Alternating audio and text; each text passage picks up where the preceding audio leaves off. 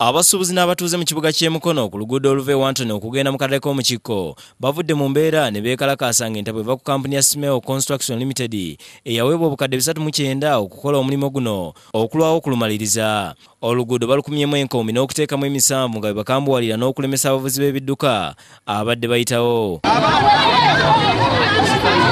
Poliisi ne Sipiika wa Municipal Robert Kabanda batuuse okubakkakkanya kyokka abatuuze ne bagenda mu maaso n'okukola effujjo okutuusa Kabanda lwasabye abasirikale okuva mu kifo kino era babadde bagenda abeekalakaasi ne baweerekereza amayinja ekibatandudde ne bakuba amasasi mu bbanga agababunyisiza emiwabo.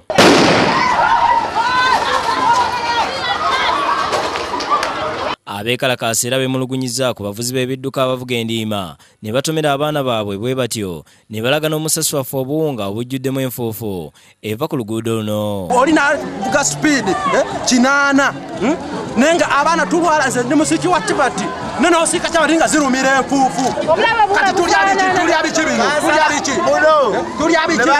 ekakali seba gwe okuba amawulire emmere basobola gikufumbira mukazi eno mpuupu mukazi namandu bange mukyanga ne tulekanako batugamba bajja kuba kubatiya gasi tuyagasi banatumukubanga natulikusobola.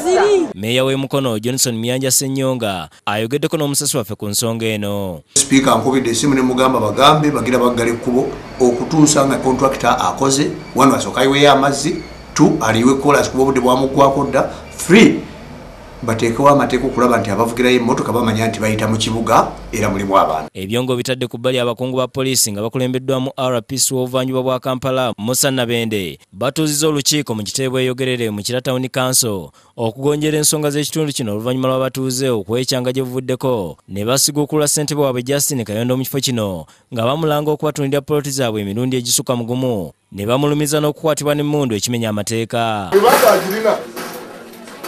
nga mufuzi abyokubulira ayinza okubanga yagironda agiweeyo. Abasirikale basazeewo Kayondo agiradde ebbali abatuuze balonda olukiiko olujja olubalugira nga lukuuma ekyalo okutuusa ng'enteekateeka z'okulonda bassentebe b'ekyalo zikoleddwa mu ggwanga wonna. Ababadde beeyita abeerosi nga mutemulonda nga abeerosi wano basooke badde ku ki. Poliisi era esabye abatuuze obutatwalira mateeka mu ngalo ng'ebyo ebyaliwo okugataliko nfuufu gye buvuddeko nga bajja obwesige mu ssentebe. Twagala baleke nga bagadde ofiisi bwe baba weesirikire ssebo totumye biveeko ogwo omulimu tugenda gutambuza. Waliwo n'omusirikale alaze empapula ng'agamba nti naye bamufeera ettaka ne balitunda omulundi ogusukka mu gumu. Henry Nsubuga ne Ssenfuma Josephine Innocent byakusakidde eggwe lino ku Lwabukedde TV.